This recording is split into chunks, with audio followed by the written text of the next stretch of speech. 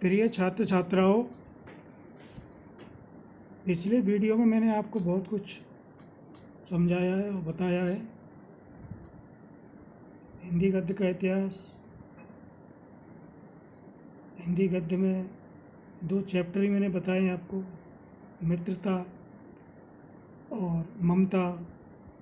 आचार्य रामचंद्र शुक्ल जी का जीवन परिचय और जयशंकर प्रसाद जी का जीवन परिचय, दोनों चैप्टरों को मैंने आपको पढ़ के बताया और उनका सारांश भी बताया।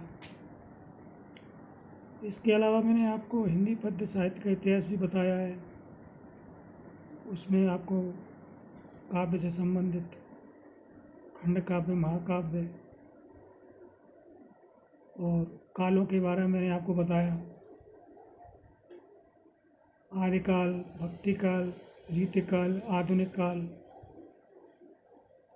उधर मैंने हिंदी गद्य में आपको गद्य की विधाओं के बारे में बताया था और मैंने आपको सूरदास जी का जीवन परिचय और तुलसीदास जी का जीवन परिचय मैंने आपको बता चुका हूँ। गद्य से संबंधित और पद्य से संबंधित मैंने आपको अति लघु वास्तुनिष्ठ प्रश्न भी मैंने आपको ऑडियो के माध्यम से आप तक मैंने पहुँचाए हैं। मैं आपसे उम्मीद करता हूँ कि आपने वो अवश्य ही पूरे किए होंगे और उनको आप कर रहे होंगे। जिन्होंने नहीं किए वो आप कर रहे होंगे।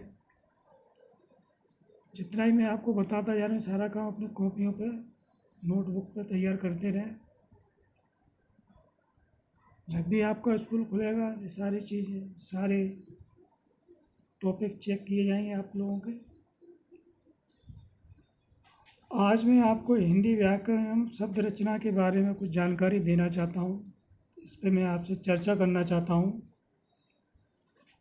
इसमें मैं आपको उपसर्ग के बारे में बताऊंगा। उपसर्ग शब्द रचना के तत्व, जो तत्व नए शब्दों की रचना में सहायक होते हैं उन्हें शब्द रचना के तत्व कहते हैं। शब्द रचना के कुछ मुख्य तत्व इस प्रकार हैं। उपसर्ग अर्थ, उपसर्ग उस वर्ण या वर्ण समूह को कहते हैं जो शब्दों के पूर्व में लगाकर उसके अर्थ में परिवर्तन कर देते हैं।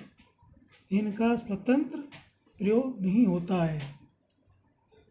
उपसर्गों को विशेष महत्व यह है कि इनकी सहायता से अनेक प्रकार के शब्द एवं रूप बनते हैं। हिंदी में 3 प्रकार के उपसर्ग प्रयोग में आते हैं। संस्कृत के उपसर्ग, हिंदी के उपसर्ग, अरबी फारसी विदेशी भाषा से आए उपसर्ग। इनका मैं आपको संक्षिप्त परिचय के रूप में मैं आपको समझा रहा हूँ और बता रहा हूँ। संस्कृत के उपसर्ग हैं। उपसर्ग अर्थ और नवीन शब्द। पहला उपसर्ग आ, छोटे आ, इसका अर्थ है निषेध या विरोध। इससे नवीन शब्द बनता है अविश्वास और असुविधा। बड़ा आ, सीमा और समेत। इससे नवीन शब्द बनेंगे आकर्षण, आक्रमण, आगमन, आमरण, आचरण, आरंभ, आजीवन, आहर और आलेख। तीसरा शब्द है अप। इसका अर्थ है हीनता, दूर, बुरा, विरोध।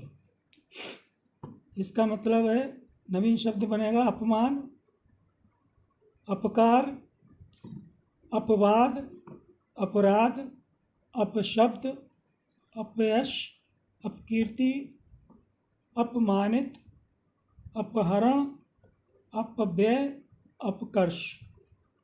ये अप से बना। नेक्स्ट आता है आपका अवि, यानी सम्मुख, निकट और। इसका अर्थ है नवीन शब्द बनता है अभिवादन, अभिजात, अभिशाप, अभिमान, अभियोग, अभिज्ञान, अभिमुख, अभिलाषा, अभिसार और अभ्यागत, ये बने आपके अभि से अति, उपसर्ग है अति, अर्थ है अधिक, उस, पार और ऊपर। इससे नवीन शब्द बनते हैं अतिवृष्टि, अतिक्रम, अतिकाल, अत्याचार, अतीन्द्रिय, अतिशय, अत्यावश्यक और अतिक्रमण। अधि ऊपर, श्रेष्ठ और प्रधान, इसका अर्थ है। नवीन शब्द जो बनेगा अधिकार, अधिराज, अध्यक्ष, अधिगुण, अधिग्रहण, अधिष्ठता और अधिपति। अन यानी अभाव, अनादि, अनर्थ, अनाचार, अनंत, अनपेक्षित और अनविज्ञ। ये अन से बने, इसका अर्थ हुआ अभाव। नए अमीन शब्द है, बताइए मैंने आपको। उपसर्ग अनु, अर्थ है पीछे, समान, प्रत्येक। अनुकरण, अनुक्रम, अनुगमन, अनुचर, अनुकूल, अनुसरण, अनुशासन, अनुचित, अनुदित, अनुरंजित, अनुभूत, अनुग्रह और अनुसंधान। ये नवीन शब्द बने आपके अनु से। अब नेक्स्ट उपसर्ग है वि, इसका अर्थ है विशेष, अभाव या भिन्न। इससे बनते हैं विकार, विकास, विज्ञान, वियोग, विभाग, विनय, विजय, विराम, विराग, विभिन्न, विस्मरण, विच्छिन्न, विमल, विहार। ये नवीन शब्द बने आपके बी से। आया जो उपसर्ग है स, सहित, इससे बनेगा सबल, नवीन शब्द सबल, सहृदय, सपूत, सरस और साहित, सहित। सह माने साथ, से उपसर्ग है, इसका अर्थ है साथ। सहमति, सहचर, सहगान, सहपाठी, सहकारी, सहयोग। ये नवीन शब्द बने इससे। नेक्स्ट उपसर्ग है सु, माने अच्छा, सहज और अधिक।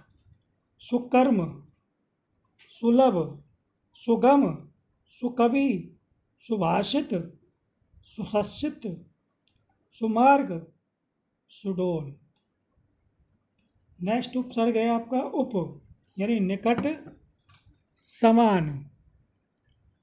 अपमान, अपकार, उपदेश, उपनाम, उपमंत्री, उपहार, उपवन, उपयोग, उपस्थिति, उपयुक्त, उपसहार। नेक्स्ट है आपका निस, निर और नी। बाहर, निषेध, रहित। इनका अर्थ है निराकरण, निर्भय, निर्वाह, निर्दोष, निश्चल, निर्जन, निराकार, निरभिमान, निरपराध। नेक्स्ट है आपका परि, परि माने पूर्ण, चारों ओर और आसपास।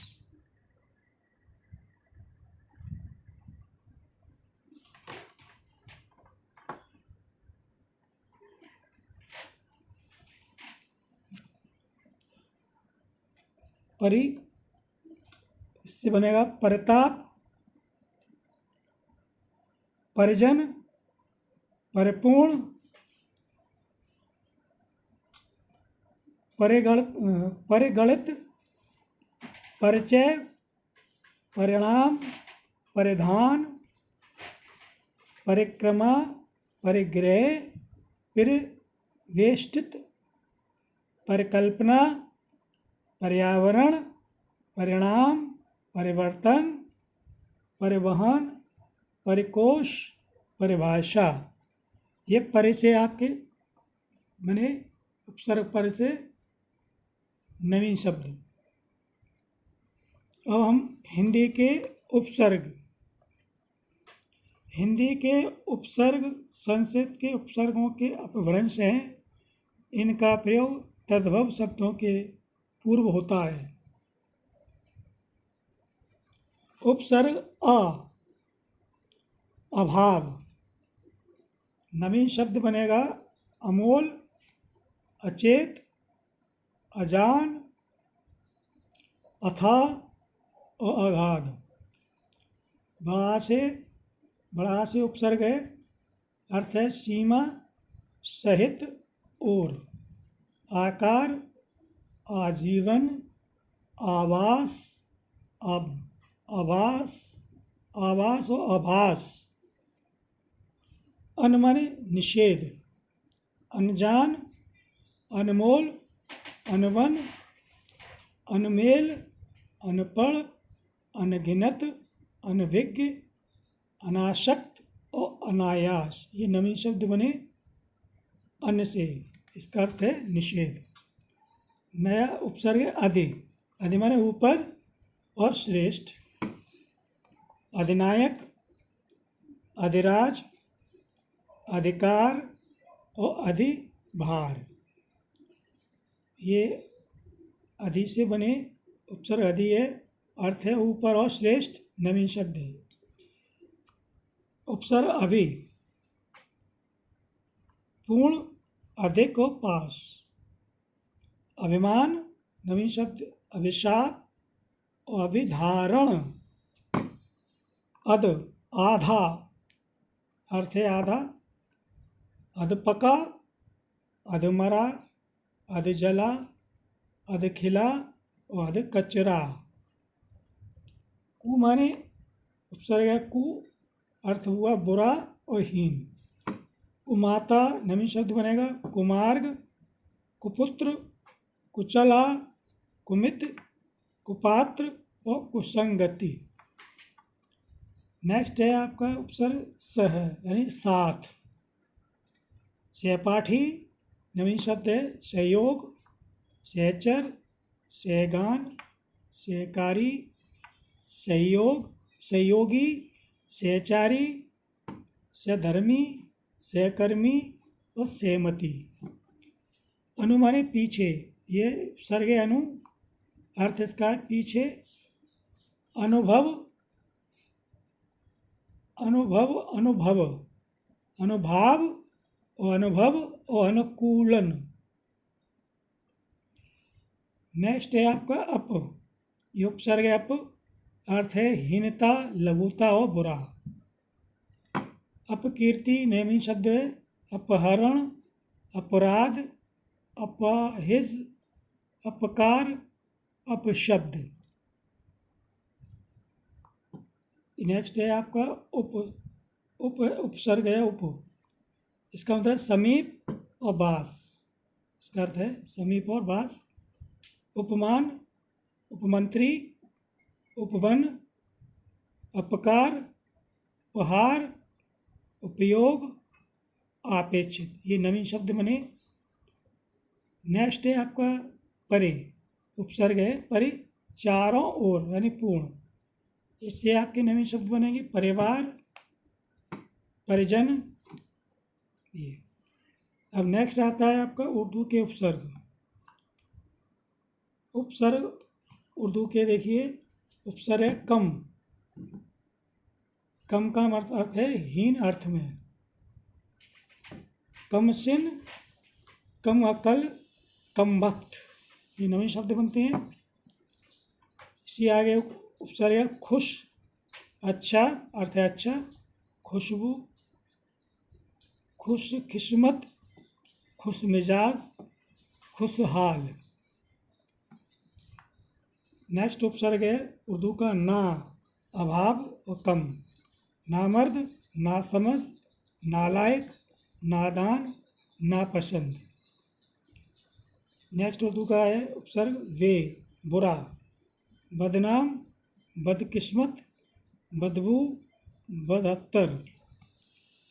नेक्स्ट उपसर्ग है उर्दू का ला, रहित का अर्थ है रहित, निषेध, लावारिस, लापरवाह, लाजवाब, लाचार और लाइलाज। ये नवीन शब्द बने।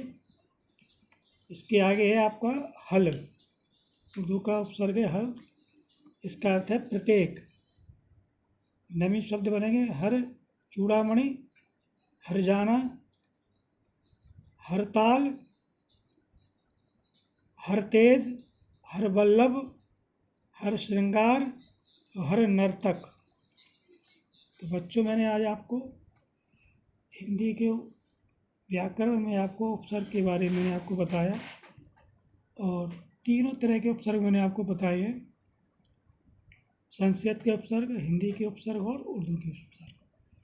ये आप अच्छी तरह से अपनी कॉपी में नोट कर लें। और इसमें एक चीज़ और दी हुई है कि कौन सा उपसर्ग किस ईयर में आया, वो सारा इसमें वृत्तांत दिया हुआ है। इसके हिसाब से आप पूरा तैयार करें, कंठस्थ करें और याद करें। और मैं आपको पुराना भी जितना ही मैंने बताया उसको मैं आपको स्मरण कराता हूँ, वो अच्छी तरह से आप तैयार करते रहें, जिससे मैं आगे आपको और अधिक जानकारी देता रहूँ। आगे मैं आपको प्रत्यय शब्द के बारे में चर्चा करूँगा और बताऊँगा। धन्यवाद।